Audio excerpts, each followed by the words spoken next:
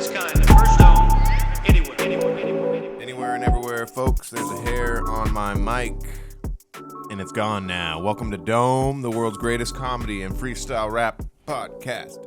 Welcome. We got David here. I'm Alex, of course, and we got Sabi. You can't see her because she's off camera, but And she's black as a chair. she would probably blend in with the chair for sure. You know what's interesting about when you get a dog? You'll learn that food is actually a true love language. Mm-hmm. And now I know what my mom felt like feeding me. She was I feed the dog and I go, "Oh yeah, you like that?" Your mom was making you sit before, like giving you any snacks, and Yeah, and then it's every time you'd shit in the house, she'd rub your face in it. No, we don't do that anymore. Rubbing dogs' noses and shit is a hilarious remnant of the past. It's just funny how it clicked for me that that's really, if you truly love someone, Let them go. watching them eat, it should bring you immense joy. Huh. Well, it depends on how they eat. Because I don't love watching you eat, and I love you. You don't really love me, I don't even have the chance to watch you eat, because it's like we'll go out to eat, and then Right. I'll blink, and all the food that was on David's table is gone. I got a leash here, dude. I don't think this is plausible. Sabi. Yes. Especially if it distracts you from the show. You should just let her roam. Who cares? Oh, it's because it's Terry. It's just, bro. And there are so many things in this house that'll kill her at any given moment. Like Terry. That's Don't black on trust black him. crime. Yeah. Statistically, there's a chance that it'll happen in this neighborhood. Terry, get ready when you walk down the outdoor hallway. One of the neighbors is cooking with the door open on a phone, just like it's. I thought you were, Compton in because 86. Sabi's also going to try and run out like a cat too, right? Oh, that too. Yeah. Well, maybe you should just grab her, Dave. Sabiel. Hey, come here. Jimmy Sabil. Touch. Yes. The touch command is clutch. It's a clutch. The touch is clutch. If you had a collar, that would not be a problem. But Dave insists on going collarless for this bitch. She's collarless. This is a naked bitch. Yo, yo, yo. The beat didn't give me any warning, so I'm going here and I'm snorting and snoring. And that's just how it is. It's not boring when you're on the show, Dome, and the beats come in. Yo, I can see why. Shout out to my friends. Is it possible because the horns is muted? Yeah, my thoughts have been disputed.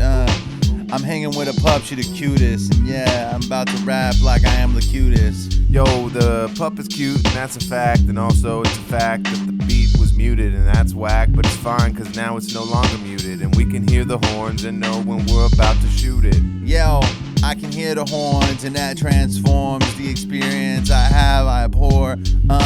Every time I make a mistake. And yeah, this dog look at me like I was cake. Looks at me like I'm cake with some ice cream. Yeah, I take a dog and choke him. Shout Like out Raheem. John Witherspoon. Good Bye. luck. Good luck out there. Okay, let me just deal Hey, with Zab it. Oh, no. He's got to visit the kitchen first.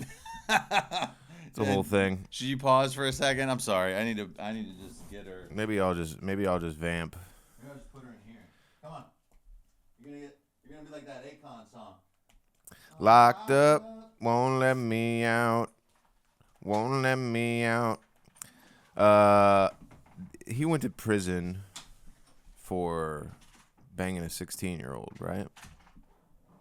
At least that's what the song alluded to. Yeah, exactly. So then why are we letting him be a philanthropist in Africa or wherever he is? Sorry, baby, I love you. It's so heartbreaking putting her in there like that. You going to answer my question? The philanthropy? Yes. He didn't know that she was 16, bro. Got to be 21 to go into the club, they say. That's what they say. That is what they say. So what's the last dream you had at night sleeping? I had vivid dreams last night. And what about what? I don't recall. It was stressful, actually. It was was like a nightmare. I was messing up at work or something, or like, yeah, it was stress. It was like I was having capitalism stress in my dream. I had like the most wild sleep paralysis dream I've ever had in my life the other day. And I feel like I've talked about sleep paralysis on the pod before. A lot of people have it. I don't know if you've never mentioned experiencing it, but I've met a lot of people who have. But basically, like, you're asleep, but you think you're awake because everything is as it should be, and you're in your room, and you just can't move. And sometimes little dark figures visit you or whatever. But I'm in bed, and it's in the morning, and I'm lying on my back, and I start to hear like little noises under the bed.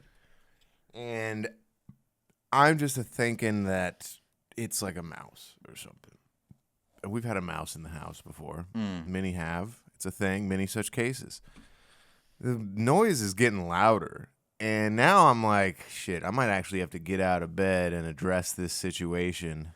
Address the noise? Yes, that's currently clanging and clamoring underneath my bed.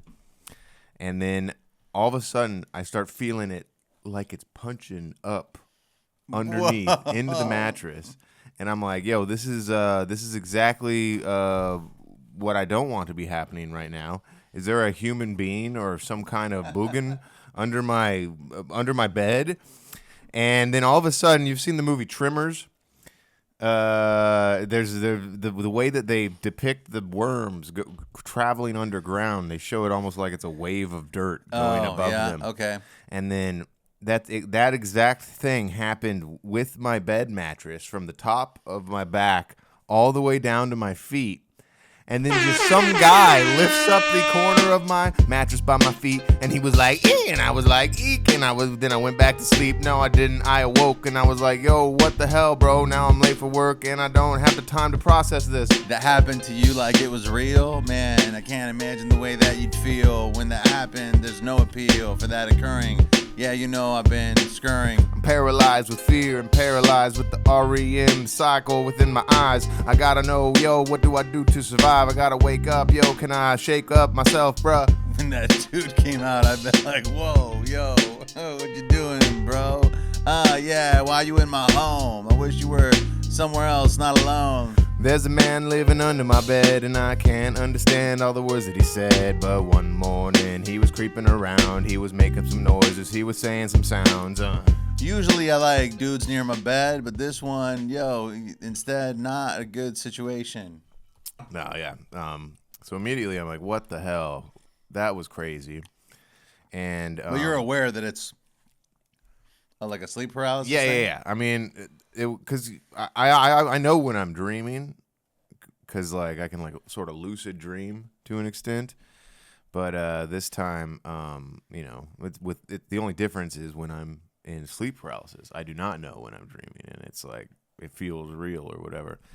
But I hit up a friend of the show, Victor Cairo, and I was like, "Hey, have you ever experienced sleep paralysis?" And he hit me with some pretty interesting knowledge that he had regarding sleep paralysis and lucid dreaming. And he was talking about how he could like intentionally lucid dream by trying to stay conscious while being totally physically exhausted, in the same way that you used to get high off of Quaaludes back in the day. You'd take Quaaludes, and then if you just didn't fall asleep, you'd get super duper high. And that's kind of how he presented this sort of lucid dreaming mechanism to me. And I thought it was pretty interesting because that dream that I had, and that was easily the most vivid sleep paralysis dream I've ever had.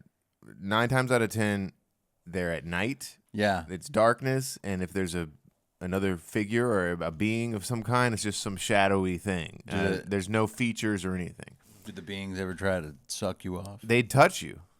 They put pressure on. You feel them like grabbing you and stuff. So these are and I have had wet I've had demons. beings suck me off. Those are called succubuses. Wait, really? Yes.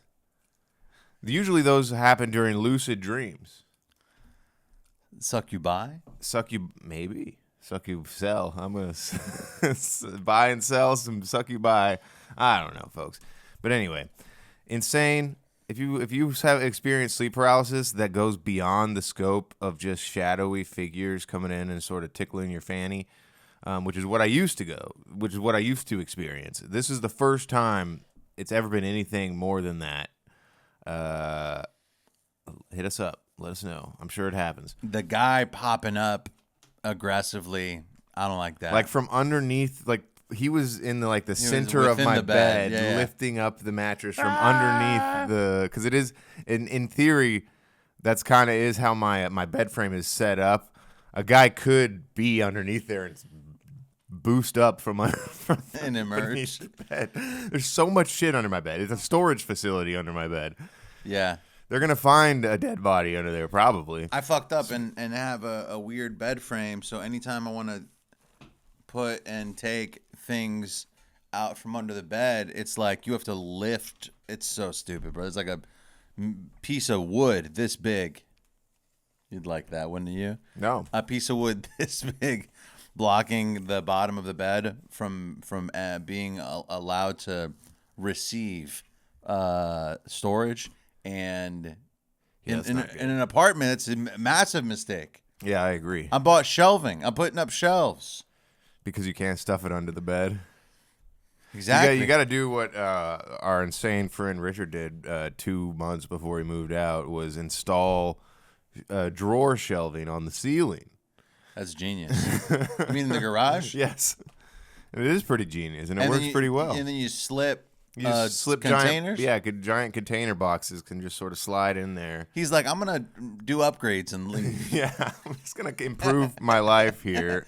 Walk in. And then not spend any time here at all. Yeah, walk in the day before he leaves and he's painting. Like, I just thought I'd liven up the place. We need to do that or something. Something. Maybe we... So that our spare room doesn't turn into a fucking storage room. I got an empty room for all the stuff I don't use.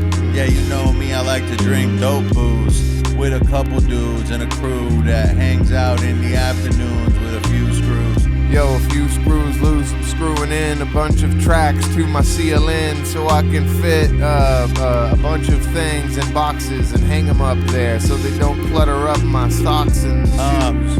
A bunch of things in containers. I got a bad bitch, I can't contain her. Yeah, she got her own things and she gotta store them somewhere, but not with me. She got her own car, she got her own job, she got her own something. Yeah, I'm feeling sloppy toppy, yeah, yo, I am a slop. Oh my god, yo, I don't know what the fuck I'm on. Yeah, imagine if a dude did that flex. Yeah, I got my own car and I got my own sex, yeah. I have my own sex. She has her own sex. She's not TRAFFICKEDO. Do you know what that means? She has her own sex. She always consent. She is not trafficked. Yeah. Having your own.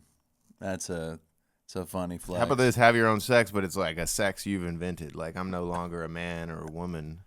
I mean, that is a thing. People are like, I identify as a foxkin. Yeah, or and I fuck couches. How about this? I'm foxkin, but it's because of my allegiance to Fox News. But then, how would that present itself as a gender? This is not very well thought out, I guess. It's like it's not a gender. It's like it's a title. Speaking of alt-right news platforms, probably the funniest thing that's ever happened is going on this week with Alex Jones and InfoWars. For those of you who don't know, Alex Jones was sued into absolute oblivion by the families of the Sandy Hook school shooting because he claimed for years that the shooting just didn't happen. Yeah. That it wasn't real, that the kids are fake, the parents are fake, and there were people like vandalizing their graves and shit because of this.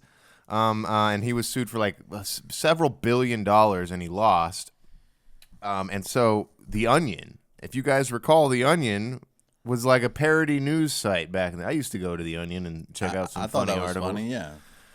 And The Onion, in collaboration with Tim Heidecker of Tim and Eric, awesome show, great job, are taking over InfoWars, and Alex Jones is losing his goddamn mind over it.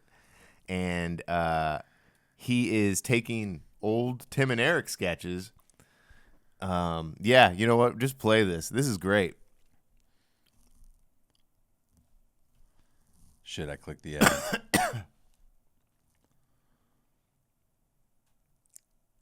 Is my audio down? It's connected to your headphones, dipshit. There's no way of touching the screen without an ad happening. You just have to watch it. Why are we on YouTube is what I'm wondering. This is just the ad, this is just the fucking. Yeah, but we are also still connected to your Bluetooth headphones. No, I disconnected the Bluetooth. Here we go.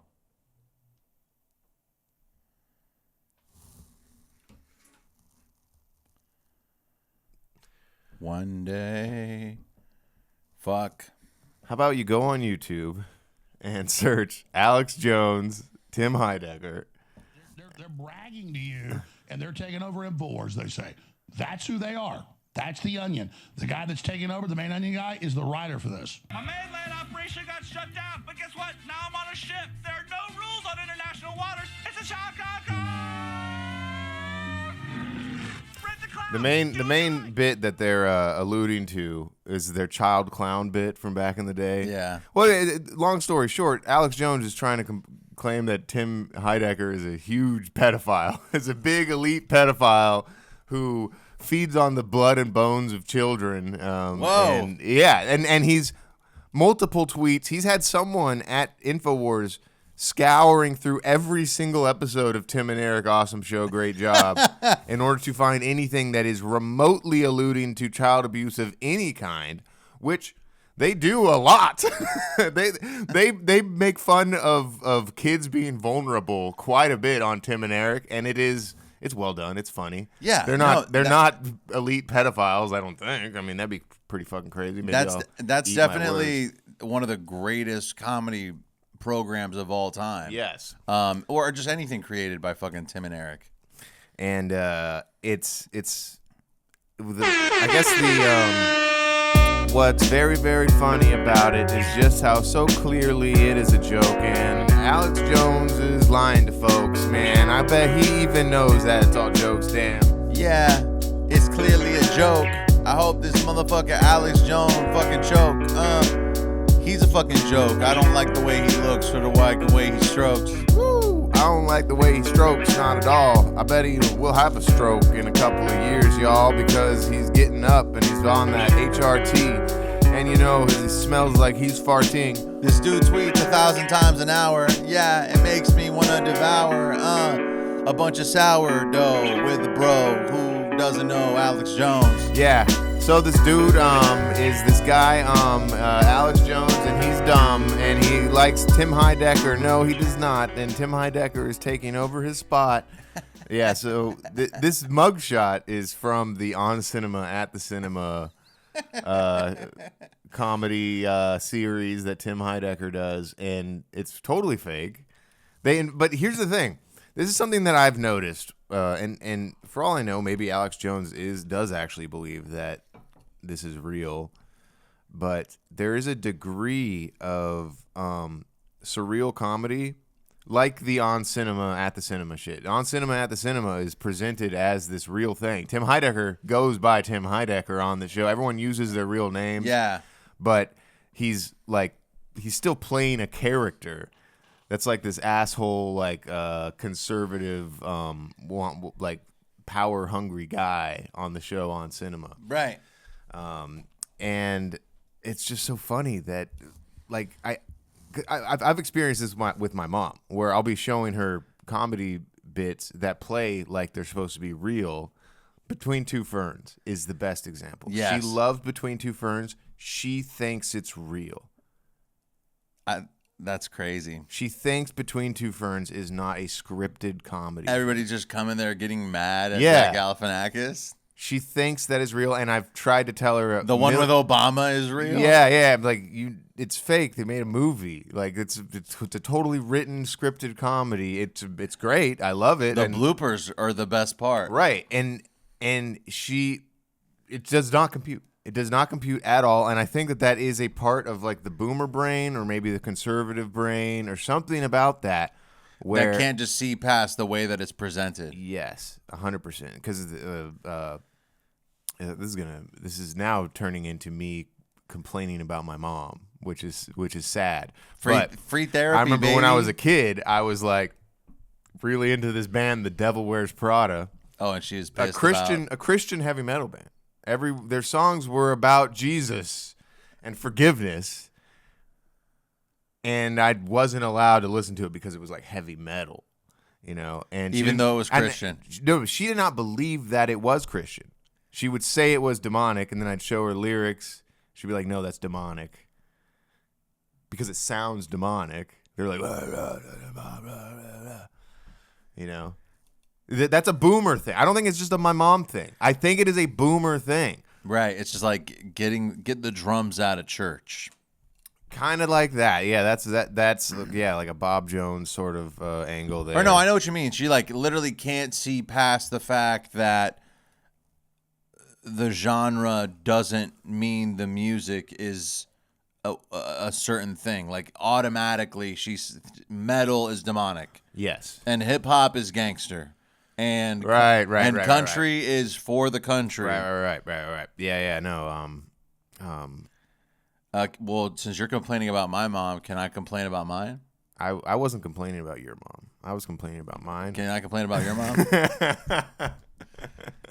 Dude, I had this might have been a nightmare that I had. You had a repressed memory. I had a repressed memory come up. Oh my God, this would be good. I went to boarding school. Right before I went to boarding school, I was like looking thin because at 15 I already had fucking body dysmorphia because whatever. I went to boarding school and then was let, to roam free and graze the land. So I was just eating whatever the fuck I wanted at boarding school, and because I'm a broken fat man as a child, I get super fat. My mom came to visit me at boarding school and made me sit down with the fucking dorm director and talk about my weight. Woo! It was like, look at how fat he's gotten. And I was like, Mom, can we not talk about this? And the guy was like, you put on a little weight, David. And I was this guy that I admire. I'm like, yo, how come all the other boys and girls get to run around and not be fat? Yo, what the fuck is that? I fucking pulled the worst lottery ticket on the planet.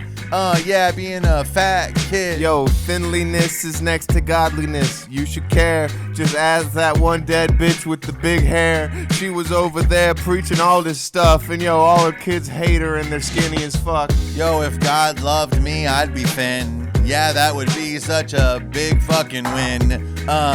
For me and an Asian new win. Yeah, I knew him.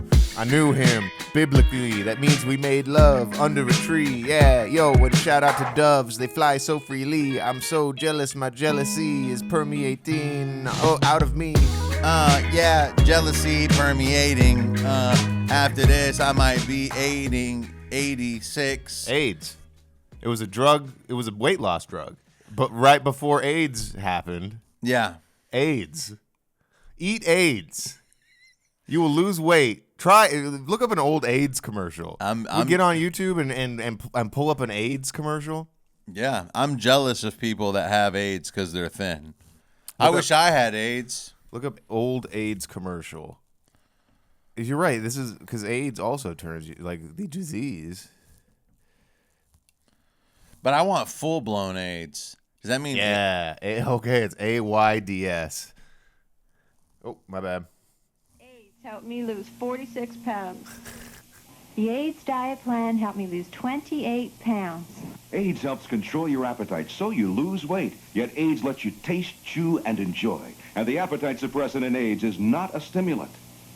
AIDS helped me to lose 18 pounds, and it doesn't contain anything to make me nervous. Question: why take diet pills when you can enjoy AIDS? AIDS helps you... I just want to see Matthew McConaughey's character in the Texas Buyers Club just being like, AIDS helped me lose 90 pounds.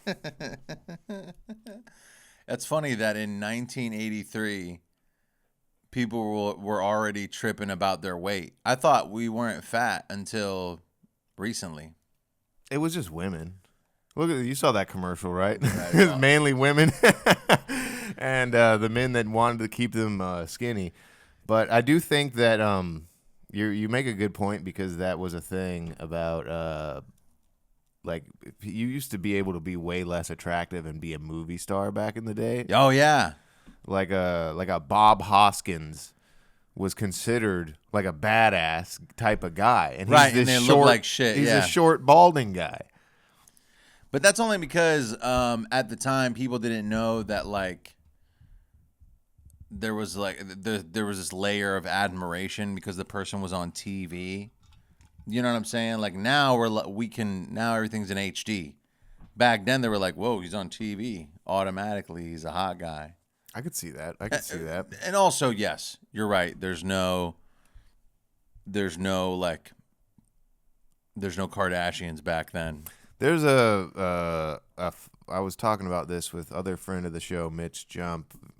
It's a thing where there's kind of like flavor of the week hot actors that don't really go past what they are in that moment. Like, for example, the earliest example I could come up with, but sure there's many more, but like the Corey Feldman and Corey Haim were like these teen sensations. And Corey Haim I would look up more because Corey Feldman is kind of so this dude is dead now. And I also think that he was objectively more attractive than Corey Feldman back in the day. So I think that the women were really showing up for Haim. They had their own like hotline that you could dial, like talk to the Coreys, 1-800 blah blah blah blah blah.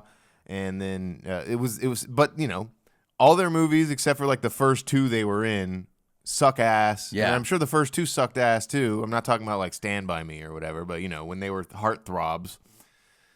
And then, you know, you go fast forward a little bit. Now we're in the late 90s. We got this dude, Chad Michael Murray. Yo, he was hot. Very hot. And he's in these, like, Hillary Duff movies. Wasn't he in, like, the Left Behind movie? Was he in the... No, I'm thinking about another you're thinking of hottie. You're thinking of a Christian guy. No. He's not that hot. There's a dude... Kirk Cameron. There's a shitty show that I watched in college. It was Christian? No, it wasn't Christian. It was like, fuck, dude. I wish I knew. It was like in the same lane as... Is it like One Tree Hill? Dawson? That was it. One Tree Hill. Oh I got God. it first try. Okay. I knew it. Yeah. You're thinking of James Vanderbeek. R.I.P. He just died. No. I'm thinking about this other motherfucker. Oh, yeah. James Vanderbeek was Dawson's Creek. You're right. I'm thinking of a different... Dawson's Creek and One Tree Hill were like opposite sides of the same gay coin. Yo, where the fuck is this dude? He was like the guy with the short hair. Yeah, that's a pretty good example. I would say, honestly, yo, tell me a sample. What's his name, bro? Can you find him, please? I'm looking for him and I don't know. I can't see. You would think he'd be the first one to pop out. Yeah, me in the girl's mouth. Oh yeah, this is him. It's Chad Michael Murray. What the fuck? Yo, that's what you were saying, my bruh. Yo, great minds think alike, especially if you know the guy's name before you start speaking. And I gotta know what we doing, what are we saying? I just wanna look at hot guys and the movies playing. Hot guys, yeah, you know, top thighs. What you know, me and Van Nuys, with a couple of hot dudes. Yeah, and we eating nice food. Hottie Bugatti, a shoddy, your body is so naughty and the mighty Rozzy, and I'm going to a potty. Look, he's in the Left Behind with Nicolas Cage. Bro. Okay.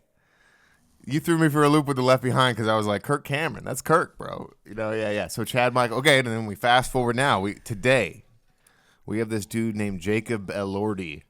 You know who he is? No.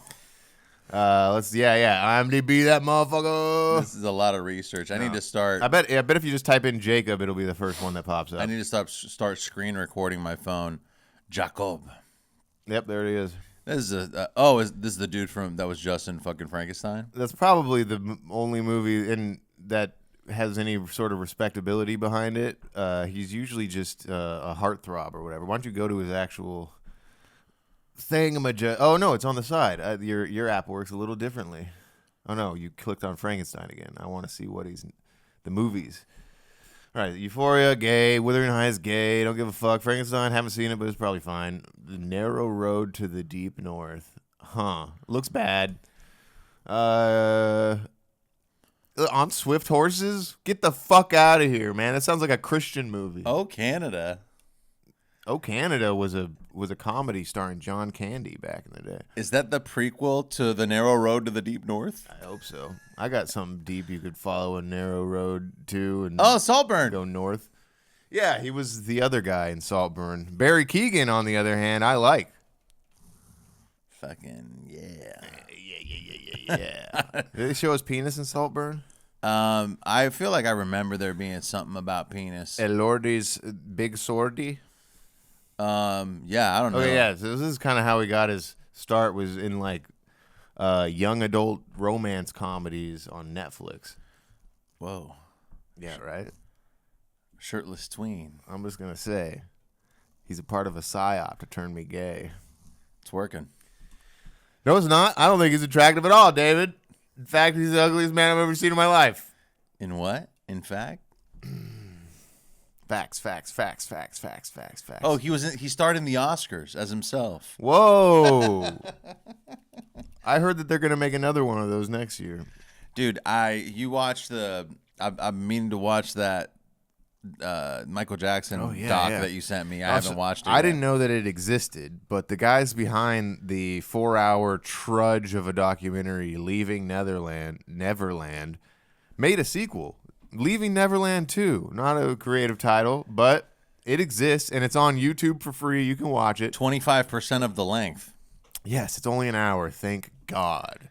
But they touch on a lot of new shit, and I don't know, man. It's hard to believe that this is all just some big conspiracy to ruin Michael's legacy. Bro. Seems like it's pretty clear that he fucked those kids. My fucking lady thinks it's a conspiracy that That's insane. She thinks that he was she used a word. He was doing research for a Dr. Sebi documentary. They conspired against him. Oh yeah, I've heard that he was doing research thing. That was the Nipsey. Yeah.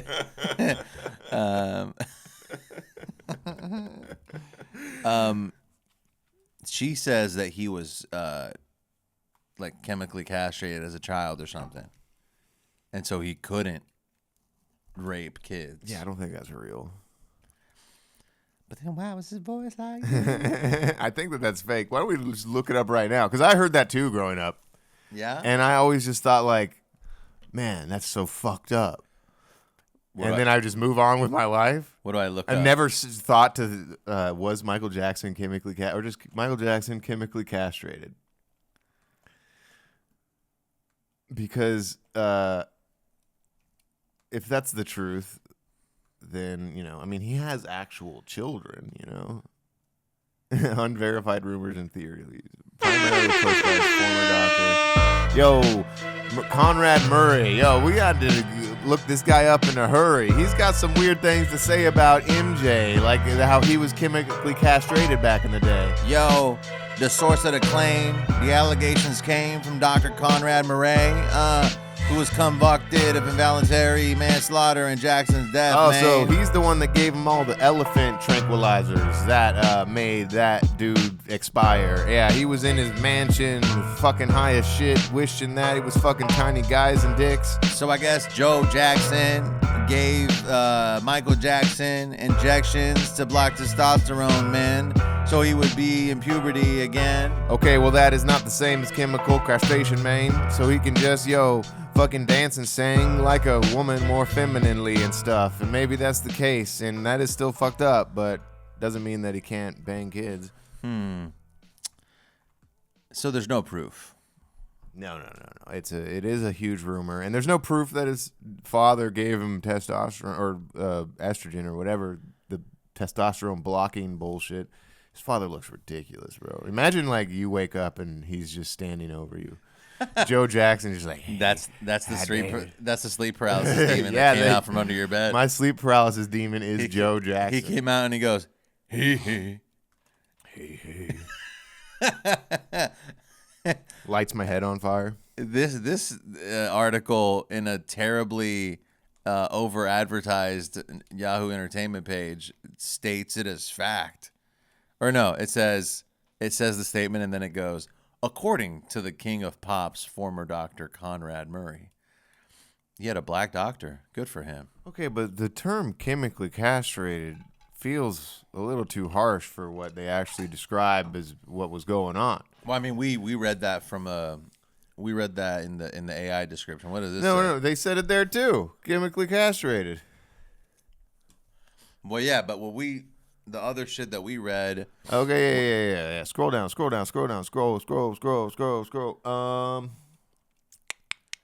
fact that he was hormone injections at 12 to cure acne and prevent voice from changing. Hormone injections. Now, yeah, so he gave him like fucking that equals chemical. Because in my head, chemical castration is like they pour acid on your balls. No, not necessarily. I used to think. I swear to God, I used to think it's like we cut your dick off in the public square for being a child molester, and that is just castration, chemical castration. You're right. I've never actually really thought about that. It does make sense that it would be some sort of hormone thing, but it also, the term castration to me implies some kind of permanence in that. I don't know. No, yeah, I think chemical implies there's a. I thought it was irreversible. I don't think that it means that they can't get past. I'm sure that after he was old enough to defend himself, Joe Jackson wasn't injecting hormones into his nutsack. I'm going to ask it what chemical castration is, because I don't even know. This is an informative podcast. Yeah, we're getting into it. No, it's like have you seen never mind. Medical process suppress the production of or effects of sex hormones like testosterone and estrogen. Unlike surgical castration, it does not involve removing organs, and its effects are generally reversible once treatment stops. Okay. So maybe he was chemically castrated, but if it's reversible after treatment stops, then that excuse doesn't work for it being like. So he was chemically castrated as a child, which interfered with his development, which made him a weirdo, and maybe he like. That's well, I thought your lady was using that chemical castration as a way to be like, oh, he doesn't experience sexual attraction anymore, David. How could he ever bang a kid? That's a good point, and maybe I didn't really ask her to elaborate. I don't know exactly if she's saying that he's incapable of abusing a child. What else could she be saying? Maybe she's saying that it's not his fault. Okay, but she says it's a conspiracy, which would imply that she thinks he's innocent. Right, and I was like, I don't know, baby. It seems pretty clear. Well, he was like, he had a theme park for kids. Yeah, there's that Cat William bit. I got shit in my house for bitches. What did Michael have? Right, dude. I got shit that bitches like. Yo, Cat Williams is the GOAT. Oh man. Yo, if I had to like assume whether or not Michael is innocent or guilty, and I saw that Cat Williams bit, I would immediately convict. I'd be like, oh yeah, it's guilty as guilty. Every black comedian has a Michael Jackson bit too. I was watching one from Chris Rock the other day about how like we love him so much that we let the first kid slide. I was like, yeah, that's a good point. Yeah, and then Chris Tucker was like, man, me and Michael, we were best friends, man. Low-key, I just got a fucking video in my feed of Chris Tucker telling me to go see the new Michael Jackson movie. You gotta see it, yo. Chris Tucker is my best friend. And yeah, I don't even care about the time he hit that island. And I don't know where did he land. Onto a friend of mine who was only 10. Oh my. Yo, that's probably where they both met. At that island with that dude Jeff. What do you know it's gonna be? In the charter with the dude, fucking, yeah. Check out the black book. Got a couple black folks flying over here, and we're gonna give these kids a poke. Yeah, you know me, this is no joke. Stop laughing. Yo, Jeff Epstein. Yo, make it clean. Yeah, what you know, it's me, Chris, Michael, Bill, and Hillary, and we all in the fucking CUV, chilling out with a couple little teens. Hey, yo, Stephen Hawking. Shut your ass up. Chris Tucker clowning on Stephen Hawking. Chris, stop that. I don't like you make jokes. Man, nobody understands the words that are coming out of your mouth, Stephen Hawking. Chris, we've talked about this. That's super rude. That's fun.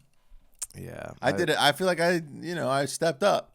I do think you did fine. Yeah. I'll let you have this one. Let me have it. Ooh. I'll be right back. I'll be right back.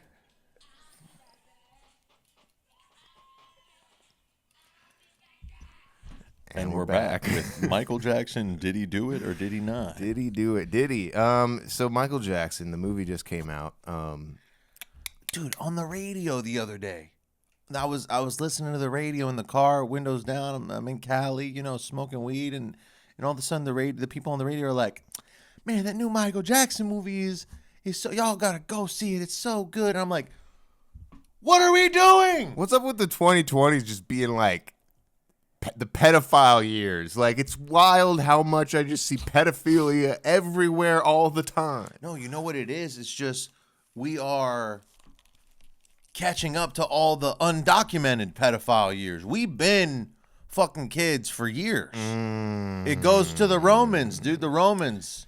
Man, one of the most interesting parts of that Michael Jackson documentary, the sequel that's on YouTube, folks, check it out. Is they talk about how, like, way back in the day, like in the late 80s, they had to pay off some young girl's family who apparently was a huge tomboy, and they paid off her family because Michael wouldn't fuck her? No, he was fucking her, but it was like the steps, like he wasn't gonna go straight gay first. Oh, so he banged this tomboy first, and that's how they present it in the documentary too. It was like that she was this tomboy type. He's like, this is better in Jesus' eyes. Yeah, I guess she was like on vacation with her family, and they were visiting, like they were outside of his mansion or whatever, and then he pulls up in the limo and is like, "Hey, you guys, come inside. I wanna say what's up." And then I guess got their numbers and stuff, and then started hanging out with their daughter.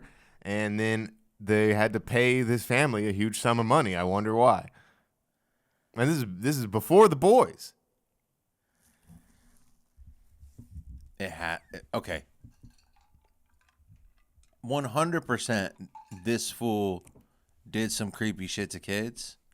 But was he born a pedophile, or did Joe Jackson fuck him up until he became a pedophile? That doesn't matter.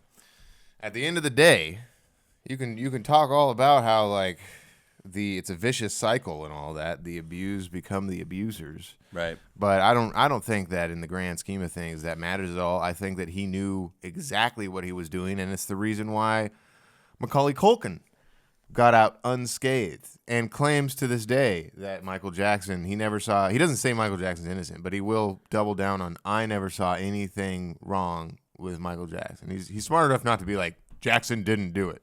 But anytime he's asked, Macaulay's like, "I never saw anything like that when I was hanging out with Michael."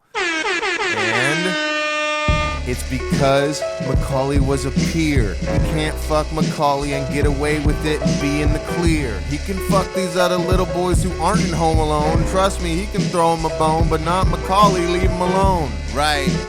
Pre-internet era, he might be out in the fucking Sahara with a kid who ain't got no internet or phone.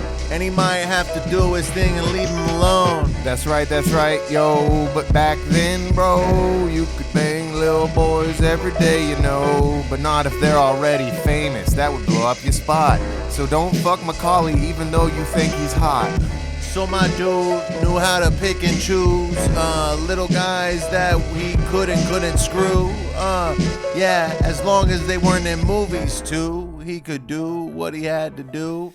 And I think it is one of those things that there's just too much mud in the water surrounding this case that the believers, the Michael Jackson truthers, have enough to stand on to where they could believe he's innocent the rest of their life. I think they're crazy. But What are they standing on? First of all, he was declared innocent in a court of law. Yeah, so was Kevin Spacey. Yeah, there's a whole lot of shit, and the people who testified at the trial that he was declared innocent at were have since recanted what they said at trial. They were little boys at trial or whatever, and they were little boys in love with Michael Jackson and didn't want him to go to prison. I can't believe they made those boys go to court, bro. And then be like, no, man, it was totally copacetic.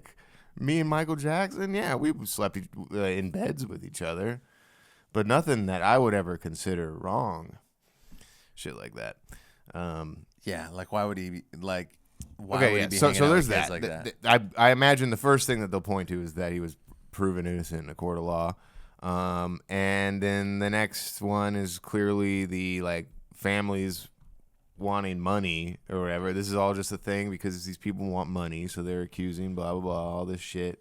And it's like these families haven't, except for the ones that have settled out of court. Like the two boys in the Leaving Neverland documentary, They took no money. They have no money from this at all. They are actively suing, but they've made no money. And Thus far, yeah, it's been years. I know. And the Jackson estate is making movies. Yes. So basically, they're just rubbing it in their face. They have an estate. Of course they do. You're at a point in wealth where you have an estate. Your assets are managed. You're like a foundation or some shit. And I'm gonna just start calling my assets my estate. Yeah, currently my estate. So the Olsen estate has taken a huge hit last week. I bought too many Uchis, and the estate is crumbling. We're in the hole. We're in the hole. $700. Well, folks, thanks for tuning in. Don't go see Michael, but if you do, let us know how it was. And we love you. We miss you. We cherish you. God bless.